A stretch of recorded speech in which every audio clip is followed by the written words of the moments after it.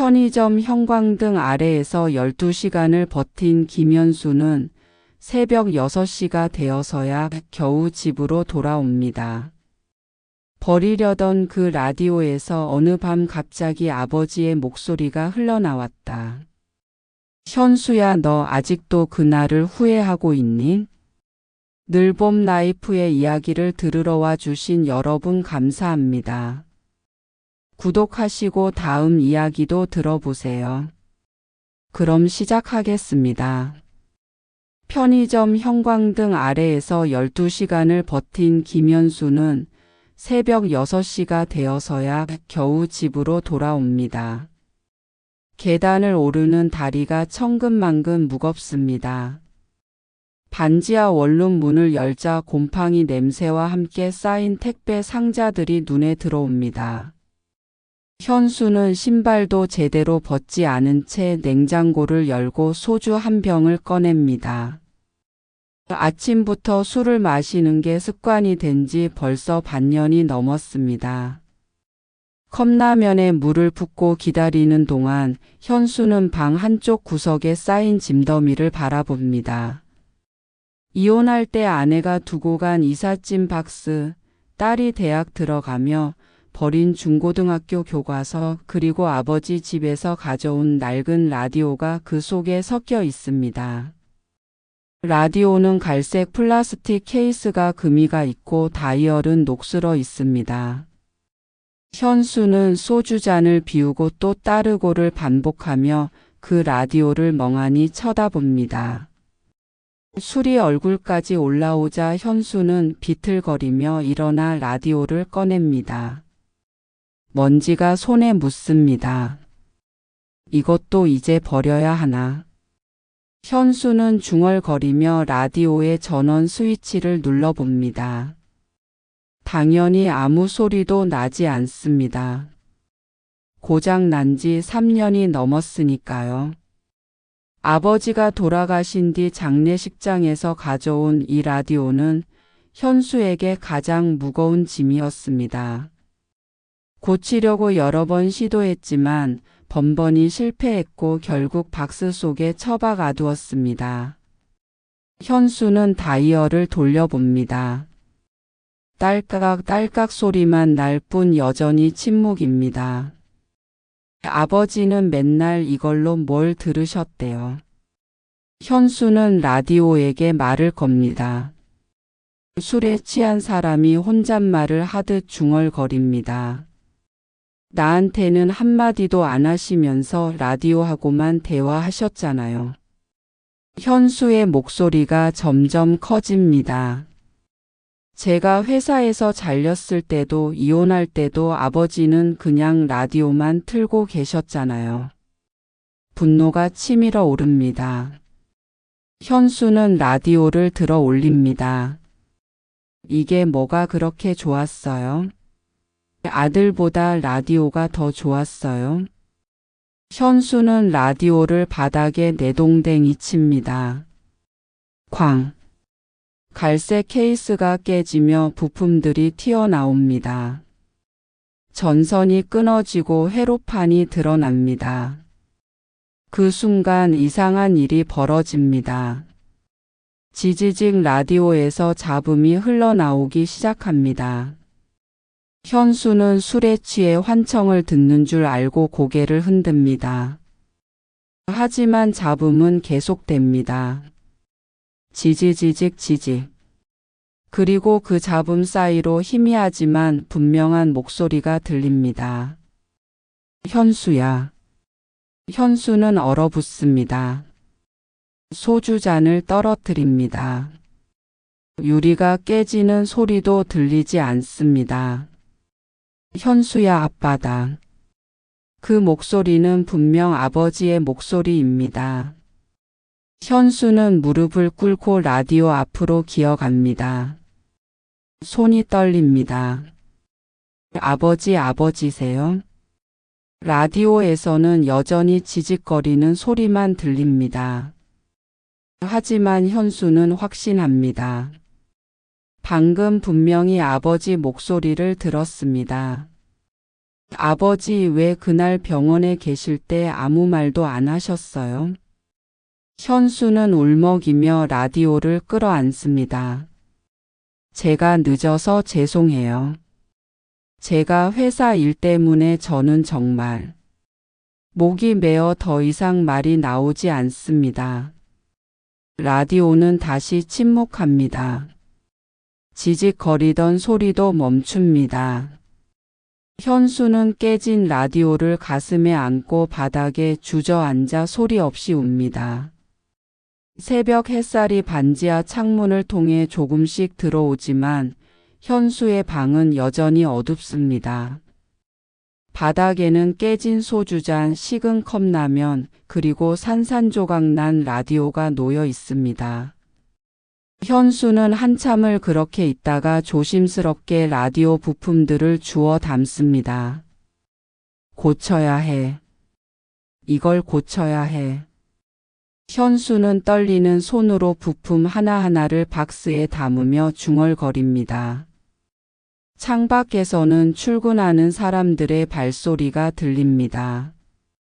현수는 박스를 안고 침대 옆에 앉아 라디오를 내려다봅니다. 아버지의 목소리가 환청이었을까요? 아니면 정말이었을까요? 현수는 알 수 없지만 한 가지는 확실합니다. 이 라디오를 버릴 수 없다는 것. 현수는 라디오 부품들을 정리하다가 문득 옛 기억 속으로 빠져듭니다. 지금으로부터 30년 전 현수가 25살이던 해의 봄이 떠오릅니다. 그때 현수네 집은 지금과 달리 따뜻했습니다. 좁은 2층 집이었지만 가족 넷이 옹기종기 모여 살았습니다. 아버지 김철수는 매일 저녁 6시면 중소전자회사에서 돌아왔습니다. 현관문이 열리는 소리가 들리면 어머니는 부엌에서 뛰어나왔고 누나는 TV 볼륨을 줄였습니다. 아버지는 말이 없는 편이었지만 집에 들어서자마자 가장 먼저 하는 일이 있었습니다. 거실 장롱 위에 놓인 갈색 라디오의 스위치를 켜는 것이었습니다. 라디오에서는 저녁 뉴스가 흘러나왔습니다. 아버지는 뉴스를 들으며 작업복을 벗고 세수를 했습니다. 뉴스가 끝나면 음악 프로그램이 시작되었고 저녁 식사 시간 내내 라디오 소리가 집안을 채웠습니다. 오늘 청취자 사연은 부산에 계신 김영희 씨가 보내주셨습니다. DJ의 목소리가 나지막하게 들렸습니다. 현수는 대학 졸업을 앞두고 취업 준비로 정신이 없었습니다. 어느 날 저녁 현수는 면접 결과를 기다리며 초조하게 거실을 서성였습니다. 아버지는 여전히 라디오 옆에 앉아 신문을 보고 있었습니다. 아버지, 저 그 회사 떨어진 것 같아요. 현수가 조심스럽게 말을 꺼냈습니다. 아버지는 신문에서 눈을 떼지 않았습니다. 한참을 그렇게 있다가 라디오 볼륨을 조금 높였습니다. 라디오에서는 경쾌한 트로트 음악이 흘러나왔습니다. 수고했다. 아버지는 짧게 말하고는 다시 신문을 봤습니다. 이 노래는 너 보너스다. 현수는 그게 무슨 뜻인지 이해하지 못했지만 아버지 나름의 위로라는 걸 알았습니다. 그날 밤 현수는 자기 방에서 라디오로 흘러나오는 음악을 들으며 잠들었습니다. 아버지는 언제나 그런 식이었습니다. 직접적인 말 대신 라디오를 통해 마음을 전했습니다. 시간이 흘러 현수는 전자회사에 입사했고 결혼도 했습니다. 딸 지은이가 태어났을 때 아버지는 병원에 와서 신생아실 유리창 너머로 한참을 손녀를 바라봤습니다. 축하한다. 아버지는 그 말만 남기고 돌아갔습니다. 하지만 그날 저녁 현수가 부모님 집에 들렀을 때 라디오에서는 자장가 특집이 흘러나오고 있었습니다. 현수의 아내 수정은 시아버지가 말이 없어서 어색해했습니다. 명절 때마다 친정 식구들은 수다를 떨며 웃었지만 현수네 집은 항상 조용했습니다. 아버지와 어머니는 라디오를 들으며 차를 마셨고 누나는 주방에서 설거지를 했습니다. 우리 아버지는 원래 저래요. 말이 없으세요. 현수가 변명처럼 말했습니다. 그래도 손녀 얼굴 좀 보러 오시지. 한 달에 한 번도 안 오시잖아. 수정이 불평했습니다. 현수도 속으로는 아버지가 좀 더 적극적으로 가족들과 소통하길 바랐습니다. 하지만 아버지는 변하지 않았습니다. 라디오만이 그의 감정을 대신 표현했습니다. 지은이가 초등학교에 입학하던 날 아버지는 학교 정문 앞까지 따라왔습니다. 사진을 찍자고 해도 손사래를 쳤습니다. 할아버지도 같이 찍어요. 지은이가 아버지 손을 잡아 끌었지만 아버지는 뒤로 물러섰습니다. 집에 돌아온 현수는 부모님 집에 전화를 걸었습니다. 전화 너머로 라디오 소리가 들렸습니다. 동료 프로그램이었습니다. 세월이 흐르며 현수는 회사 일로 바빠졌습니다. 승진 경쟁에 치이고 야근과 회식이 반복되었습니다. 부모님 집을 방문하는 횟수가 점점 줄어들었습니다. 어느 날 어머니가 전화로 말했습니다. 아버지가 요즘 라디오만 듣고 계셔. 너희들 생각하시나 봐. 현수는 죄책감을 느꼈지만 당장 시간을 내기 어려웠습니다. 이번 주말에 갈게요. 약속은 했지만 지키지 못했습니다. 회사에서 갑자기 출장이 잡혔기 때문입니다. 아버지는 아무 말 없이 전화를 끊었고 끊기기 직전 라디오 소리가 희미하게 들렸습니다. 그러던 어느 날 현수의 집에도 변화가 찾아왔습니다. 수정과의 관계가 삐걱거리기 시작했습니다.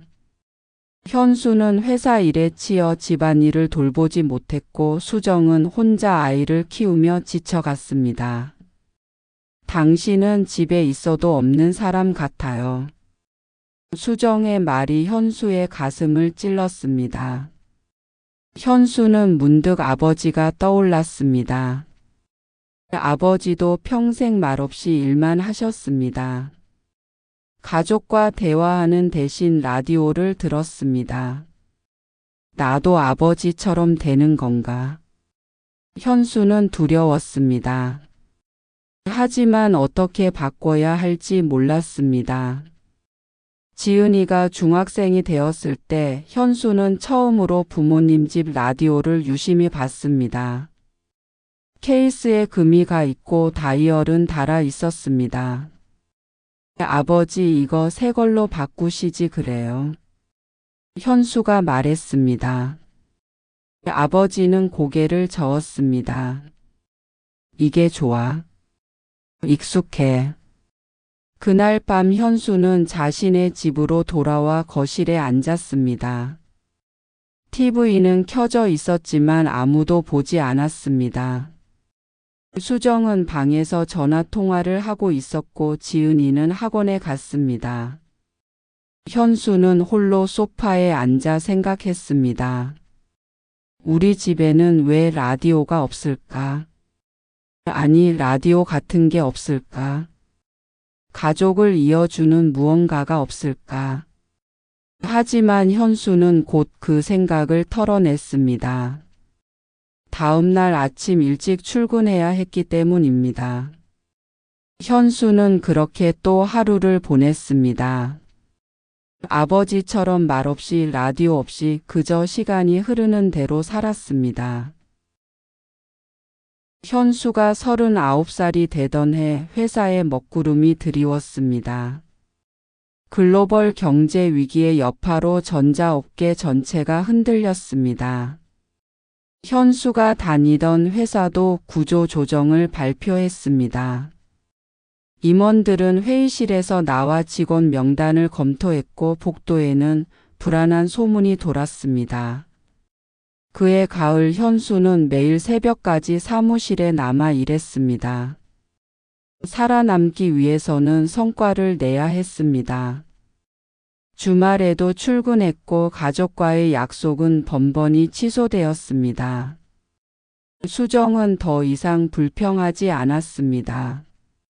오히려 그게 더 무서웠습니다. 10월 중순 어머니에게서 전화가 왔습니다. 현수야, 아버지가 며칠 전부터 기운이 없으시다. 현수는 서류를 정리하며 대답했습니다. 감기 아니에요?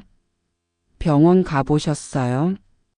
내일 모레 모시고 가려고. 내가 시간 되면 같이. 어머니, 저 지금 회사에서 큰일 하나 맡아서요. 다음 주에 제가 갈게요. 전화를 끊고 나서 현수는 잠시 불안했습니다. 하지만 곧 모니터 속 업무에 다시 빠져들었습니다. 아버지는 평생 건강하셨으니까 이번에도 괜찮을 거라고 생각했습니다. 그게 현수의 실수였습니다. 이틀 뒤 새벽 현수는 누나에게서 다급한 전화를 받았습니다. 현수야, 아버지 쓰러지셨어. 지금 응급실이야. 현수는 잠에서 깨어나지 못한 채 전화를 받았습니다. 뭐라고요? 어느 병원이에요? 성북대학병원. 빨리 와. 현수는 옷을 주워 입고 차를 몰았습니다. 새벽 도로는 한산했지만 병원까지 가는 길이 끝없이 멀게 느껴졌습니다. 신호등이 빨간불로 바뀔 때마다 현수는 핸들을 쥔 손에 힘을 주었습니다. 괜찮으실 거야. 아버지는 튼튼하시니까. 스스로를 달래며 중얼거렸습니다. 병원 응급실에 도착했을 때는 새벽 5시였습니다. 어머니와 누나가 대기실 의자에 앉아 있었습니다. 어머니의 눈은 퉁퉁 부어 있었고 누나는 고개를 숙인 채 말이 없었습니다. 어머니, 아버지는요? 현수가 다가가 물었습니다. 어머니는 고개를 들어 현수를 봤습니다. 그 눈빛에서 현수는 모든 것을 알았습니다. 20분 전에 돌아가셨어. 누나가 떨리는 목소리로 말했습니다. 현수는 그 자리에 얼어붙었습니다. 어머니, 제가 어제 전화 받았을 때 바로 왔어야 했는데. 현수의 목소리가 갈라졌습니다. 어머니는 고개를 저었습니다. 내 탓이 아니야. 아버지가 갑자기 나빠지셨어. 하지만 현수는 자신을 용서할 수 없었습니다. 의사는 뇌출혈이었다고 설명했습니다. 집에서 라디오를 듣다가 갑자기 쓰러지셨고 어머니가 구급차를 불렀지만 이미 늦었다고 했습니다. 마지막에 의식은 있으셨나요? 현수가 물었습니다. 의사는 고개를 저었습니다. 응급실에 오셨을 때는 이미 의식이 없으셨습니다. 현수는 중환자실 앞 복도에 주저앉았습니다. 형광등 불빛이 눈부셨습니다. 제가 늦었어요. 제가 회사 일 때문에. 현수는 자신의 머리를 감싸 쥐었습니다. 누나가 다가와 현수의 어깨를 두드렸지만 아무 위로도 되지 않았습니다. 장례식장은 회사 근처 대형 병원 지하에 마련되었습니다. 조문객들이 드나들었지만 현수는 제대로 인사도 하지 못했습니다. 정신이 없었습니다. 아버지의 영정 사진 속에서 아버지는 낯설게 웃고 계셨습니다. 현수는 그 사진을 언제 찍었는지 기억나지 않았습니다. 장례식 이틀째 되던 날 어머니가 현수를 불렀습니다. 현수야, 아버지 유품 정리하는 거 좀 도와줘. 빈소 옆 작은 방에는 아버지의 소지품들이 놓여 있었습니다. 낡은 지갑, 회사 사원증, 손때 묻은 안경, 그리고 갈색 라디오가 있었습니다. 현수는 라디오를 집어 들었습니다. 무게가 묵직했습니다. 전원 스위치를 눌러봤습니다. 지지직 소리가 나더니 라디오가 켜졌습니다. 오늘의 마지막 곡은 신청자 김철수 씨가 보내주신 사연과 함께 들려드립니다. DJ의 목소리가 흘러나왔습니다. 현수는 라디오를 내려다봤습니다. 사연 신청자 이름이 아버지였습니다.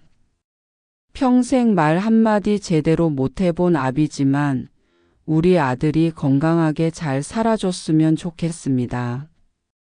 고맙고 미안합니다. DJ가 사연을 읽는 동안 현수는 라디오를 꼭 껴안았습니다. 아버지. 현수는 소리 내어 울었습니다. 어머니가 옆에서 현수의 등을 쓰다듬었습니다. 아버지는 늘 너 생각하셨어. 말은 못하셨지만. 현수는 고개를 끄덕였지만 가슴 속 후회는 사라지지 않았습니다. 장례를 치르고 집으로 돌아온 현수는 라디오를 거실 선반에 올려놨습니다. 수정이 조심스럽게 물었습니다. 괜찮아? 현수는 대답하지 않았습니다. 괜찮을 리가 없었습니다. 그날 밤부터 현수는 매일 밤 라디오를 켰습니다. 아버지가 듣던 프로그램을 찾아서 들었습니다. 하지만 한 달쯤 지나자 라디오에서 잡음이 나기 시작했습니다. 고장이 난 것입니다. 현수는 수리점에 가져갔지만 부품이 단종되어 고칠 수 없다는 답변만 들었습니다. 현수는 고장난 라디오를 박스에 넣어 창고에 보관했습니다. 버릴 수는 없었습니다. 하지만 볼 때마다 가슴이 아팠기에 눈에 띄지 않는 곳에 숨겼습니다. 나중에 고칠 거야. 현수는 스스로에게 약속했습니다. 하지만 그 약속은 지켜지지 않았습니다. 얼마 뒤 회사에서 구조조정 명단이 발표되었고 현수의 이름이 그 안에 있었습니다. 15년을 다닌 회사에서 쫓겨나는 날, 현수는 퇴사 서류에 도장을 찍으며 생각했습니다. 아버지의 기분은 어떠셨을까? 평생 일한 곳을 떠나는 기분이. 집에 돌아온 현수는 창고를 열어 라디오가 든 박스를 꺼냈습니다. 먼지가 수북이 쌓여 있었습니다. 아버지, 저 이제 어떻게 해야 할까요? 현수는 박스를 안고 바닥에 주저앉았습니다. 하지만 라디오는 대답하지 않았습니다. 고장난 채 침묵할 뿐이었습니다. 그날 이후 현수의 삶은 무너지기 시작했습니다. 실직 그리고 곧이어 찾아온 이혼. 모든 것이 무너졌지만 현수는 라디오만은 버리지 않았습니다. 이사를 갈 때도 원룸으로 쪼그라들 때도 라디오는 현수의 곁에 있었습니다. 고장난 채로 침묵한 채로 하지만 여전히 현수 곁에 남아 있었습니다. 현수는 편의점 야간 근무를 시작한 지 3달째였습니다. 시급 9,500원, 밤 10시부터 아침 6시까지 8시간을 서서 버텨야 했습니다. 허리가 아프고 다리가 저렸지만 현수는 참았습니다. 다른 선택지가 없었기 때문입니다. 50대 중반의 나이에 재취업은 하늘의 별 따기였습니다. 이력서를 100군데 넘게 넣었지만 면접 연락조차 오지 않았습니다. 고졸 학력에 기술도 없는 젊은이들도 일자리를 구하기 어려운 세상이었습니다. 15년 경력의 전직 대기업 사원이라는 타이틀은 아무 쓸모가 없었습니다.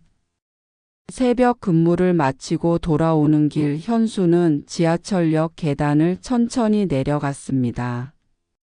출근하는 사람들이 빠른 걸음으로 그를 스쳐 지나갔습니다. 정장을 차려입은 젊은 직장인들, 서류 가방을 든 중년 남성들, 모두가 어딘가로 가고 있었습니다. 현수만 혼자 역방향으로 가고 있는 것 같았습니다. 반지하 원룸에 도착하면 현수는 곧바로 냉장고를 열었습니다. 소주 한 병, 계란 2개, 김치가 전부였습니다. 편의점 도시락을 하나 사왔지만 식욕이 없었습니다. 소주잔에 술을 따르고 텔레비전을 켰습니다. 아침 뉴스에서는 경제가 회복되고 있다는 소식이 나왔습니다. 무슨 회복이래. 현수는 빈정거리며 술을 마셨습니다. 뉴스 화면 속 그래프는 상승 곡선을 그렸지만 현수의 삶은 계속 하락 중이었습니다. 통장 잔액은 30만 원, 이번 달 월세와 공과금을 내면 10만 원이 남습니다. 휴대전화에 저장된 연락처를 열어봤습니다.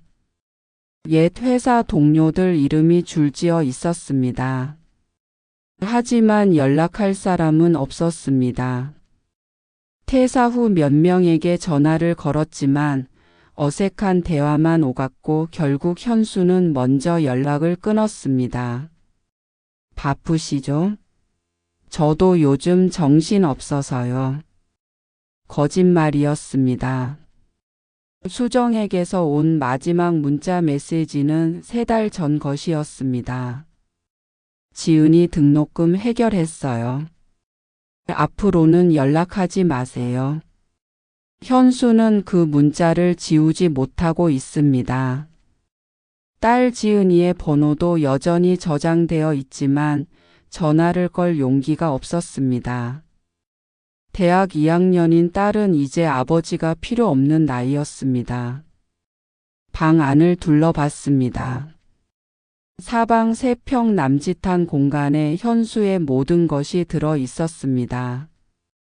침대 하나, 낡은 옷장 하나, 작은 식탁 하나. 벽에는 곰팡이가 피어 있었고 창문 밖으로는 지나가는 사람들의 신발만 보였습니다. 이것이 현수가 55년을 살아온 결과였습니다. 현수는 소주잔을 비우고 박스 더미를 바라봤습니다. 그 안에 라디오가 들어있다는 걸 알고 있었습니다. 하지만 꺼내볼 용기가 없었습니다. 라디오를 볼 때마다 아버지가 떠올랐고 아버지를 떠올리면 자신의 실패가 더 크게 느껴졌습니다. 아버지는 평생 성실하게 사셨잖아요. 현수는 혼잣말을 했습니다. 저도 성실하게 살았는데 왜 이 꼴이 됐을까요? 대답은 없었습니다. 텔레비전에서는 건강식품 광고가 흘러나왔습니다. 휴대전화가 울렸습니다.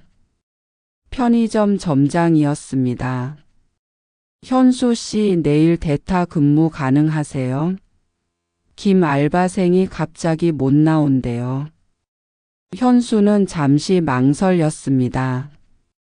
이틀 연속 야간 근무는 몸이 힘들었습니다. 하지만 거절할 이유가 없었습니다. 네, 할게요. 전화를 끊고 현수는 침대에 누웠습니다. 천장을 바라봤습니다. 페인트가 벗겨진 천장에는 습기 얼룩이 번져 있었습니다. 나는 실패한 가장이야. 현수는 스스로에게 말했습니다. 아내도 지키지 못했고 딸도 제대로 키우지 못했어. 눈을 감자 과거의 장면들이 떠올랐습니다. 수정과 결혼식을 올리던 날, 지은이가 태어나던 날, 새 아파트로 이사 가던 날. 그때는 모든 게 잘 될 줄 알았습니다. 성실하게 일하면 가족을 지킬 수 있을 줄 알았습니다. 하지만 현실은 달랐습니다. 아버지도 저처럼 후회하셨을까요? 현수는 중얼거렸습니다. 아버지도 가족들에게 미안하셨을까요? 침묵만 돌아왔습니다. 현수는 일어나 박스 더미로 다가갔습니다. 맨 아래 박스를 꺼냈습니다. 테이프를 뜯고 안을 들여다보니 깨진 라디오 부품들이 비닐봉지에 담겨 있었습니다. 현수는 조심스럽게 라디오를 꺼내 바라봅니다. 이걸 고치면 뭐가 달라질까요? 현수는 라디오에게 물었습니다. 아버지 목소리를 들으면 제 인생도 나아질까요? 라디오는 대답하지 않았습니다. 당연했습니다. 고장난 기계일 뿐이었으니까요. 현수는 라디오를 다시 박스에 넣었습니다. 소주 한 잔을 더 마시고 침대에 누워 알람을 밤 9시로 맞췄습니다. 3시간만 자고 다시 편의점으로 가야 했습니다. 잠들기 전 현수는 생각했습니다. 이렇게 사는 게 무슨 의미가 있을까? 누구를 위해 사는 걸까? 아무도 현수를 필요로 하지 않았습니다. 창밖에서 빗소리가 들리며 가을비가 내리고 있었습니다. 빗물이 반지하 창문을 타고 흘러내렸고 현수는 눈을 감았습니다. 꿈에서라도 아버지를 만날 수 있을까 하는 기대를 하며. 하지만 꿈은 오지 않았습니다. 현수는 얕은 잠에 빠졌다가 알람 소리에 다시 깼습니다. 밤 9시 다시 편의점으로 갈 시간이었습니다. 현수는 몸을 일으켜 작업복을 입었습니다. 거울 앞에 선 현수의 얼굴은 초췌했습니다. 눈 밑에는 다크서클이 짙게 드리워져 있었고 머리카락 사이로 흰머리가 보였습니다. 이게 나인가? 현수는 자신의 얼굴을 오래 바라봤습니다.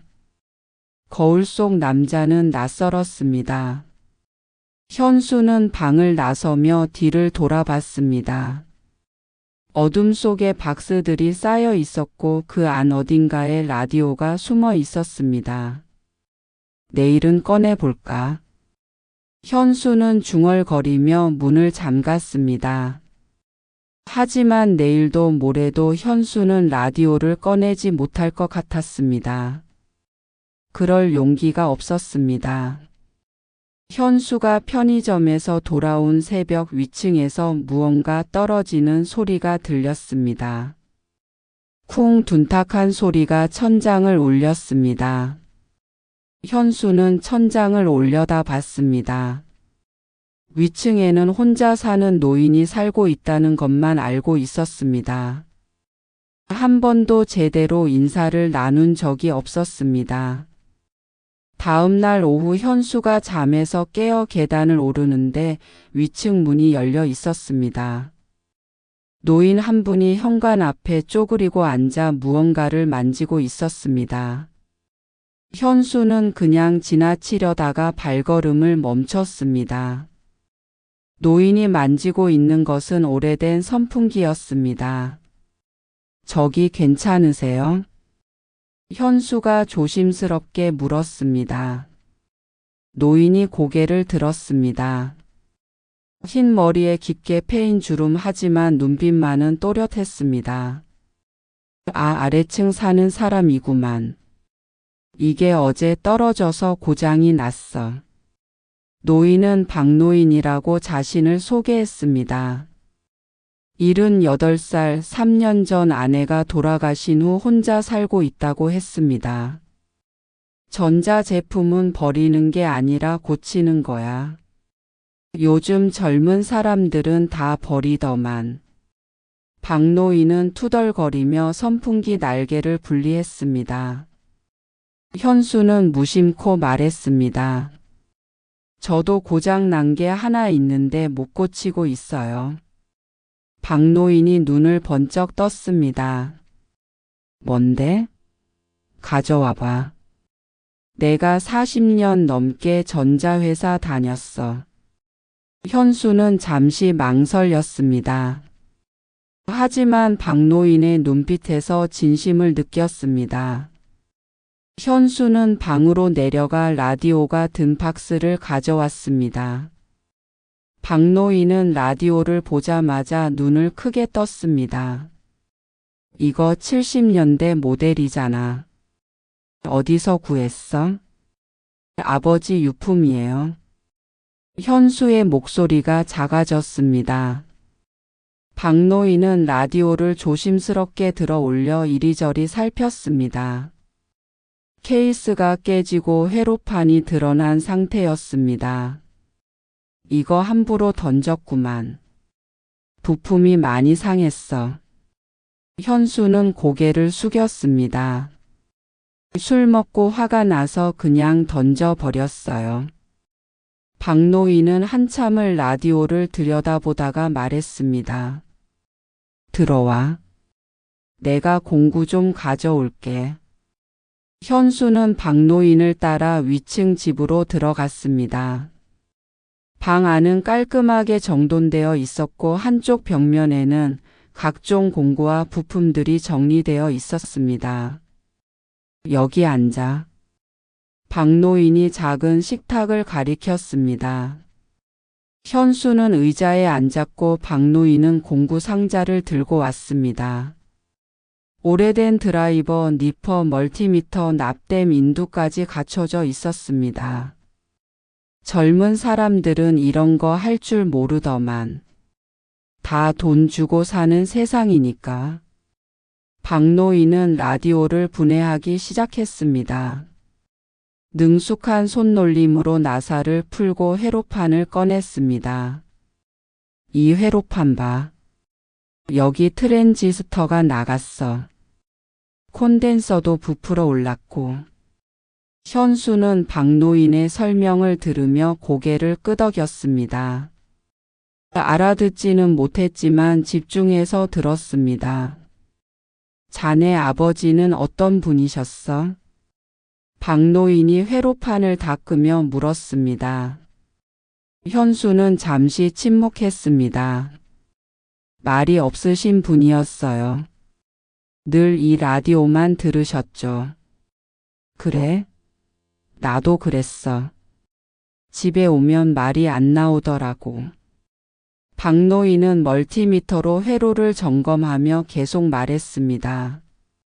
공장에서 하루 종일 일하고 나면 기운이 하나도 안 남아. 집에 와서 애들 얼굴 봐도 뭐라고 해야 할지 모르겠더라고. 그래서 그냥 TV만 보고 신문만 읽고 그랬지. 현수는 박노인의 말을 들으며 아버지가 떠올랐습니다. 자네 아버지도 그러셨을 거야. 표현을 못한 거지 사랑이 없었던 건 아니야. 박노인의 말에 현수의 가슴이 뜨거워졌습니다.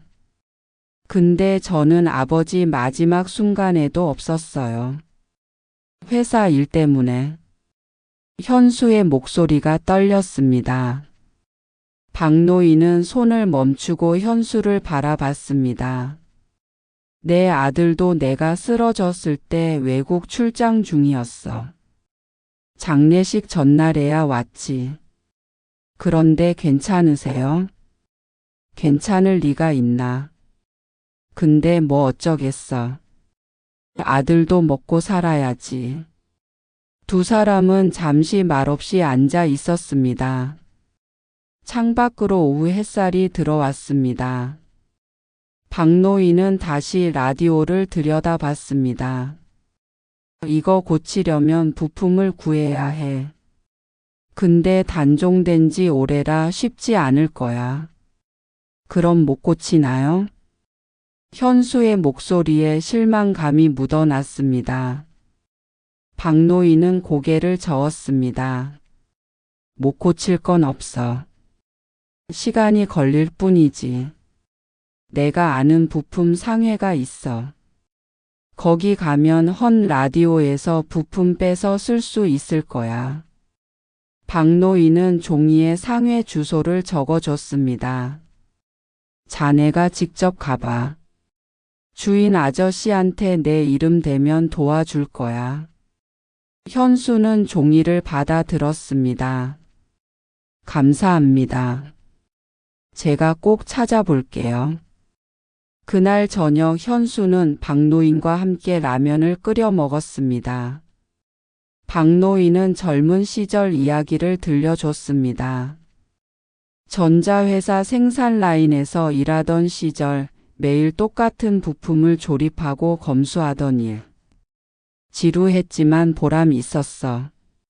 내 손으로 뭔가를 만든다는 게 좋았거든. 현수도 자신의 이야기를 꺼냈습니다. 회사에서 퇴직당한 일, 이혼한 일, 딸과 연락이 끊긴 일. 말하다 보니 눈물이 날 것 같았지만 참았습니다. 박노인은 고개를 끄덕이며 들어줬습니다. 자네도 고쳐야 해.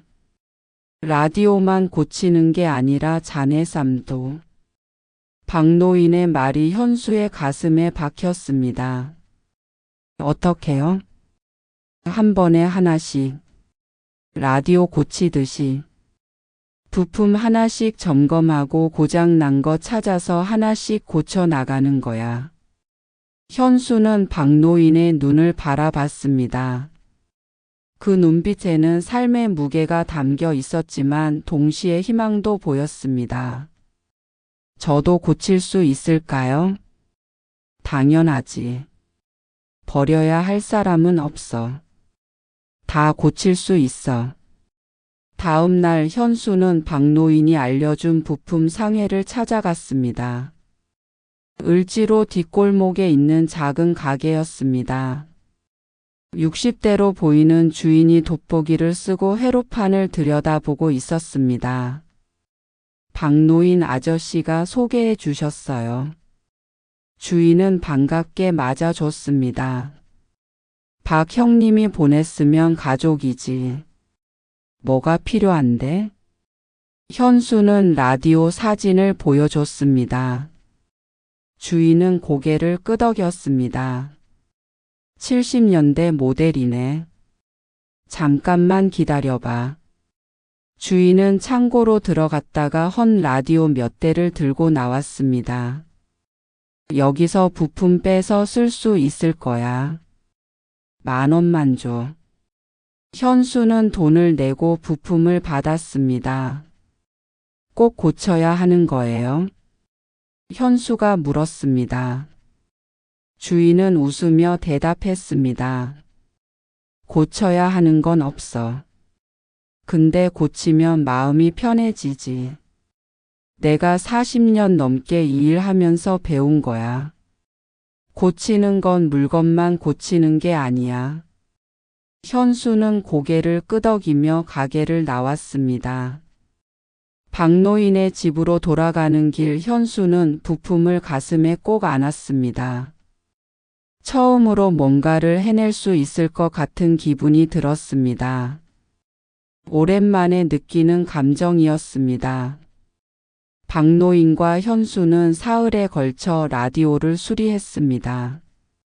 박노인은 트랜지스터를 교체하고 콘덴서를 갈았습니다. 현수는 옆에서 공구를 건네주고 박노인의 설명을 들으며 배워나갔습니다. 여기 봐. 이 선이 끊어졌지? 이걸 이렇게 연결하고 납땜하는 거야. 셋째 날 저녁 박노인이 전원 스위치를 눌렀습니다. 지지직 잡음이 흘러나왔습니다. 그리고 이내 깨끗한 FM 주파수 소리가 들렸습니다. 됐다. 현수는 자리에서 벌떡 일어났습니다. 라디오에서는 뉴스가 흘러나왔습니다. 현수는 라디오를 귀에 가까이 댔습니다. 아버지가 듣던 그 소리, 어린 시절 집안을 가득 채우던 그 소리가 다시 살아났습니다. 아저씨 정말 감사합니다. 현수의 목소리가 떨렸습니다. 고맙긴.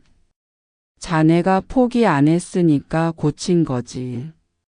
박노인이 어깨를 두드렸습니다. 이제 자네 아버지 목소리 들을 수 있겠네. 현수는 고개를 끄덕였습니다. 하지만 어떻게 아버지 목소리를 들을 수 있을지는 막연했습니다. 그날 밤 현수는 라디오를 안고 자신의 방으로 내려왔습니다. 침대 옆 작은 선반에 라디오를 올려놓고 전원을 켰습니다. 저녁 9시 음악 프로그램이 시작되었습니다. 안녕하세요, 청취자 여러분. 밤의 DJ 김민수입니다. 현수는 누워서 라디오를 들었습니다. 아버지도 이렇게 누워서 라디오를 들으셨을까요? 어떤 생각을 하시며 들으셨을까요? 현수는 천장을 바라보며 상상했습니다. 프로그램이 진행되고 음악이 흘러나왔습니다. 현수는 어느새 잠이 들었고 새벽에 편의점 알람 소리에 깼습니다. 라디오는 여전히 켜져 있었고 심야 방송이 흘러나오고 있었습니다.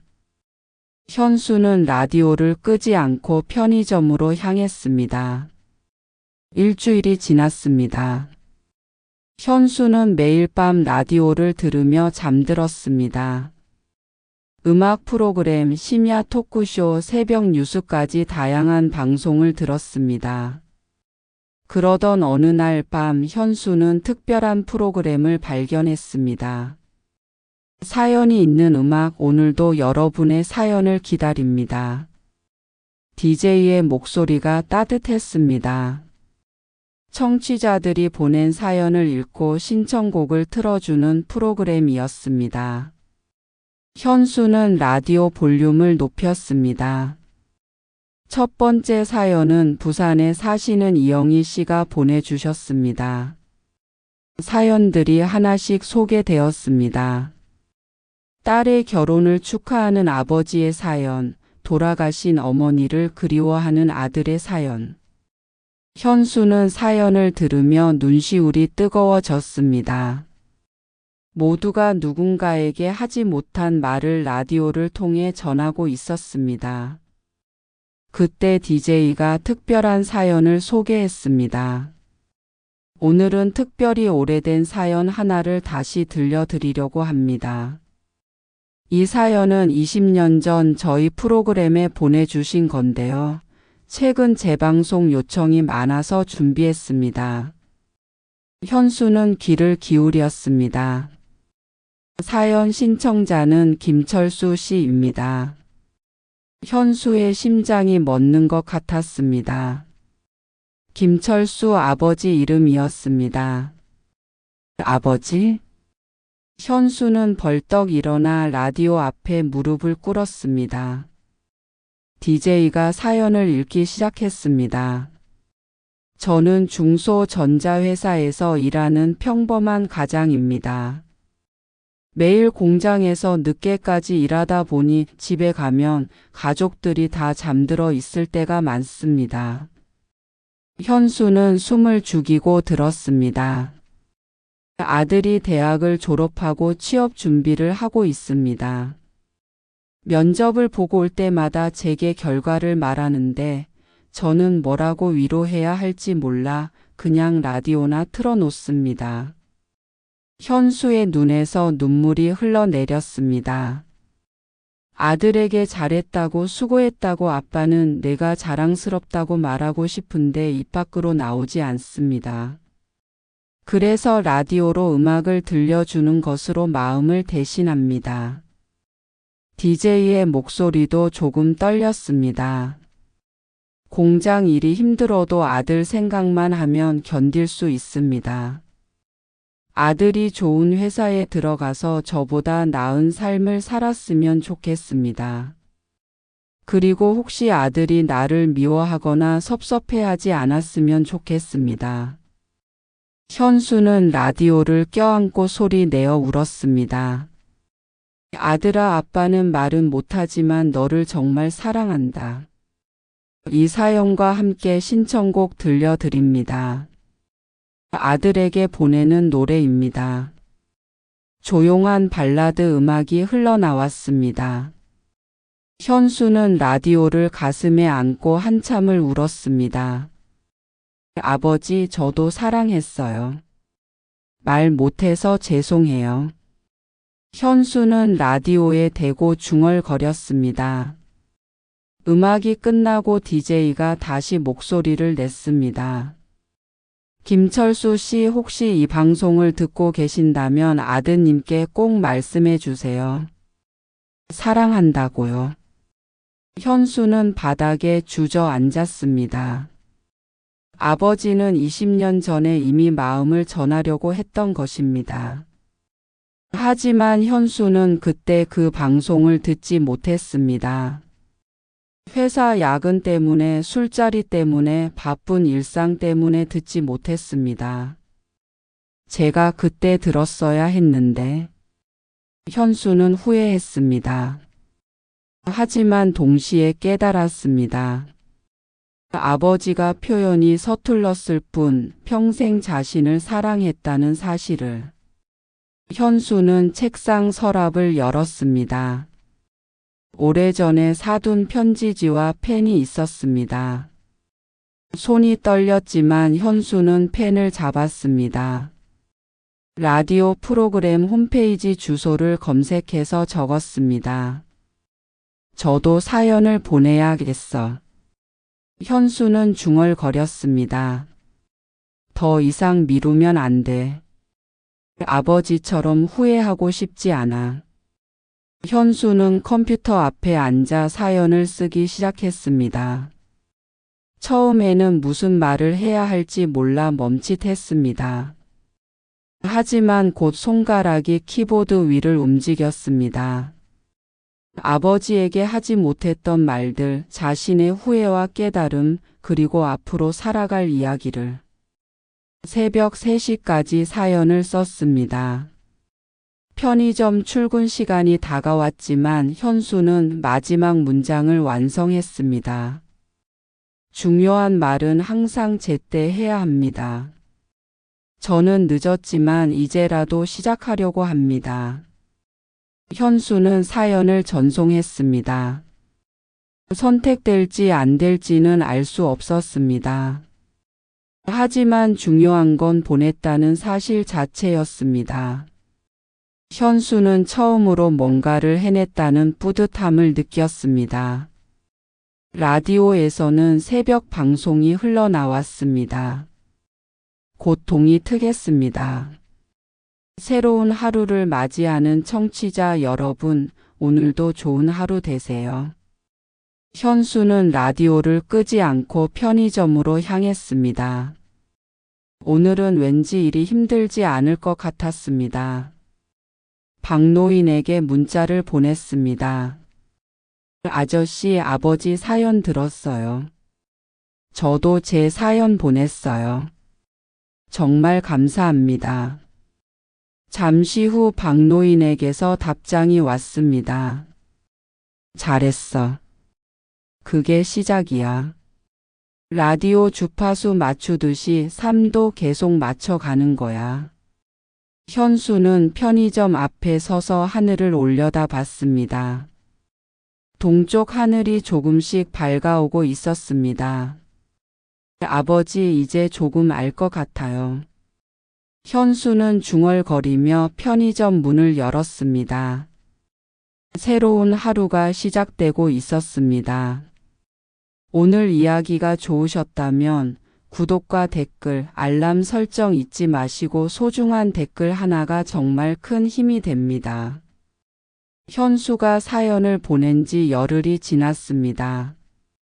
매일 밤 라디오를 켜고 프로그램을 들었지만 자신의 사연은 나오지 않았습니다. 현수는 실망하지 않았습니다. 중요한 건 보냈다는 사실이고 그 과정에서 자신이 변하기 시작했다는 것이었습니다. 편의점 일을 하면서도 현수는 달라졌습니다. 손님들에게 인사를 건네고 물건 정리를 더 꼼꼼히 했습니다. 점장은 현수의 변화를 알아챘습니다. 현수 씨, 요즘 표정이 밝아졌네요. 그런가요? 그냥 열심히 하려고요. 박노인과는 일주일에 2~3번씩 저녁을 함께 먹었습니다. 박노인은 젊은 시절 이야기를 들려줬고 현수는 앞으로의 계획을 조금씩 꺼냈습니다. 취업은 힘들어도 다른 일을 찾아볼까 해요. 배달 일이든 뭐든요. 그래, 일단 움직이는 게 중요해. 멈춰 있으면 녹이 슬거든. 어느 날 저녁 현수는 딸 지은이에게 문자를 보냈습니다. 3달 만에 처음 보내는 연락이었습니다. 지은아, 아빠야. 잘 지내니? 학교 생활은 괜찮고? 아빠가 많이 부족했는데 미안해. 언제 시간 되면 밥이라도 한번 먹자. 전송 버튼을 누르는 손이 떨렸습니다. 답장은 다음 날 오후에 왔습니다. 아빠, 저 괜찮아요. 다음 주 토요일 괜찮으세요? 현수는 휴대전화를 꼭 쥐고 눈물을 참았습니다. 딸이 답장을 해준 것만으로도 감사했습니다. 좋아. 내가 먹고 싶은 거 먹자. 토요일 현수는 일찍 일어나 면도를 하고 깨끗한 옷을 입었습니다. 거울 속 자신의 얼굴이 예전보다 조금 나아 보였습니다. 아직도 주름지고 지쳐 보이지만 눈빛만큼은 살아 있었습니다. 박노인이 계단에서 현수를 마주쳤습니다. 오늘 어디 가나? 딸을 만나요. 잘 됐구만. 잘 다녀와. 지은이는 대학교 근처 카페에서 기다리고 있었습니다. 현수가 들어서자 지은이가 손을 들었습니다. 2년 만에 보는 딸은 많이 자란 것 같았습니다. 지은아, 아빠. 두 사람은 어색하게 마주 앉았습니다. 현수는 커피를 주문하고 딸을 바라봤습니다. 학교는 어때? 괜찮아요. 전공 공부도 재밌고요. 그래, 다행이다. 한참을 그렇게 일상적인 이야기를 나눴습니다. 현수는 용기를 내서 말했습니다. 지은아, 아빠가 많이 미안해. 엄마랑 이혼하고 너한테 제대로 못 해줬잖아. 지은이는 고개를 저었습니다. 아빠, 괜찮아요. 저도 이제 다 컸어요. 아빠가 요즘 많이 생각했어. 할아버지 생각도 하고 너 생각도 하고. 현수의 목소리가 떨렸습니다. 할아버지는 평생 말씀을 잘 안 하셨는데 아빠도 그렇게 된 것 같아. 근데 이제는 달라지려고 해. 지은이가 아버지를 바라봤습니다. 아빠, 저도 할아버지 생각 많이 나요. 어렸을 때 할아버지가 라디오 틀어주시던 거 기억나요? 그래? 넌 기억하는구나. 네. 할아버지는 말은 없으셨지만 따뜻한 분이셨어요. 현수는 눈물을 참으며 고개를 끄덕였습니다.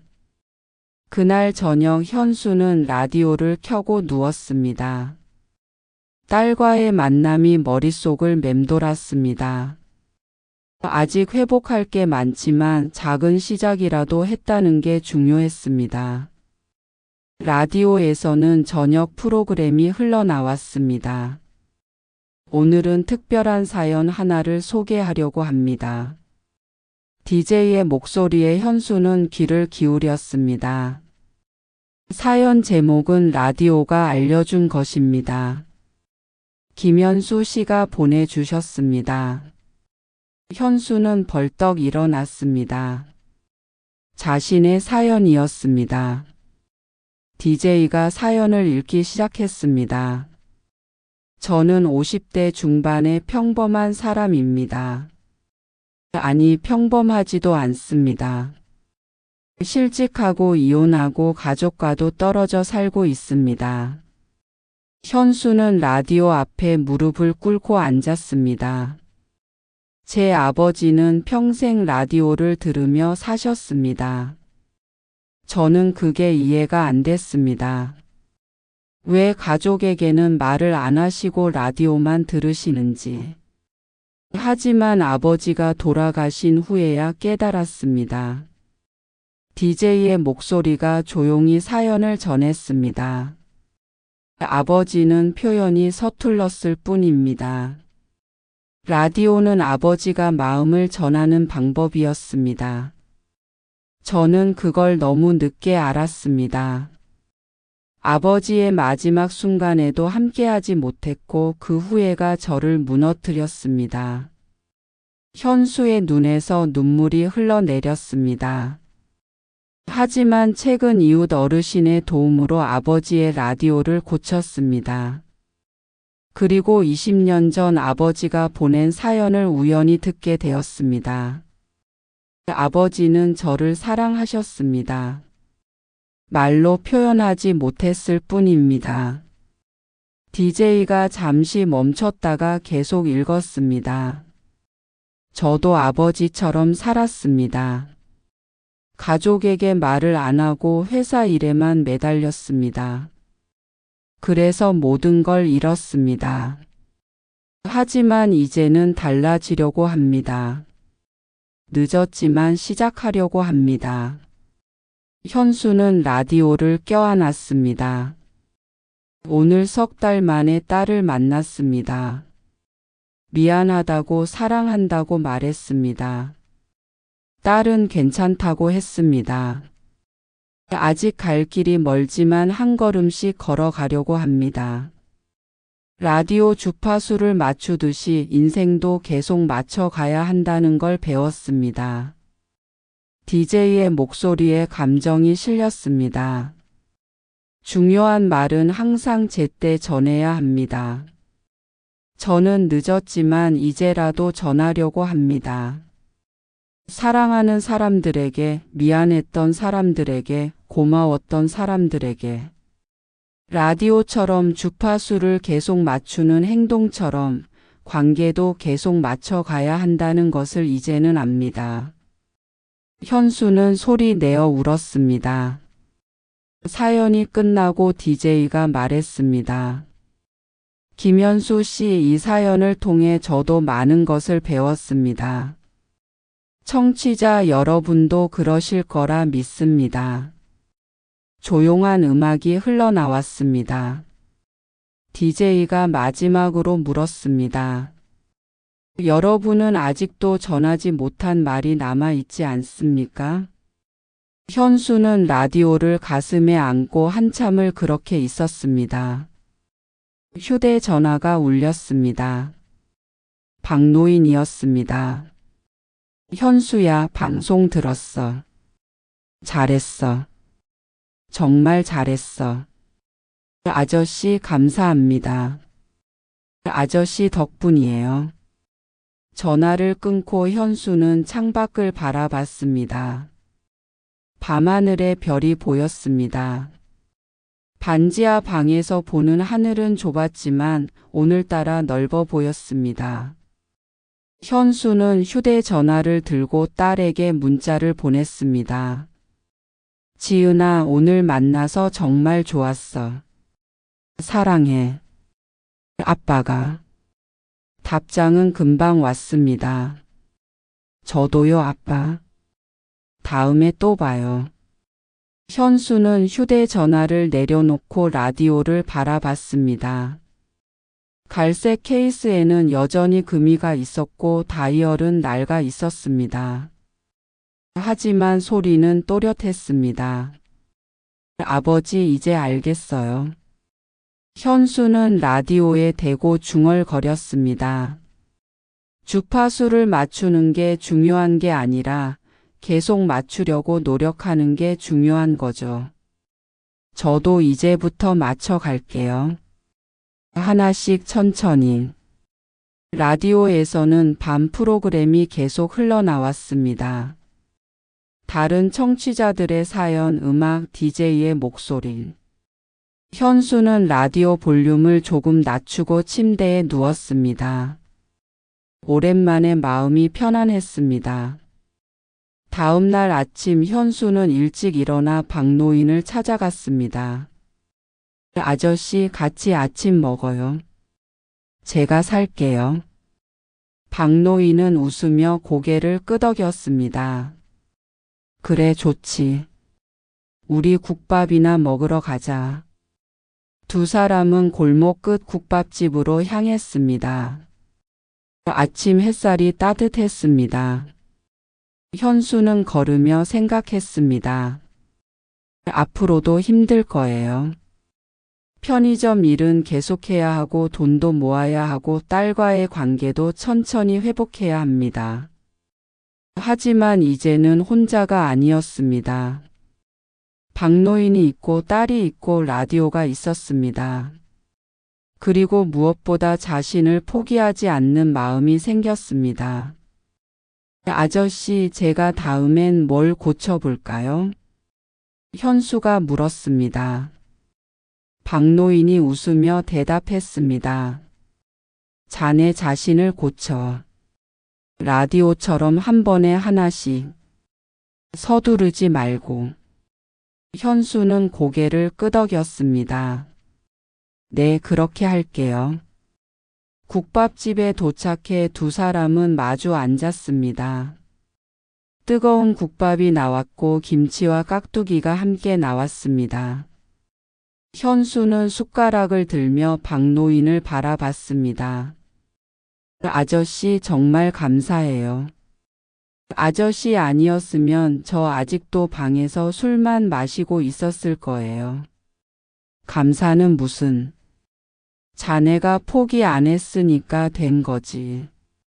박노인이 국밥을 한 숟가락 떠먹으며 말했습니다. 앞으로도 계속 맞춰가. 주파수처럼. 그게 사는 거야. 현수는 고개를 끄덕이며 국밥을 먹기 시작했습니다. 식사를 마치고 집으로 돌아오는 길 현수는 하늘을 올려다봤습니다. 구름 한 점 없이 맑은 하늘이었습니다.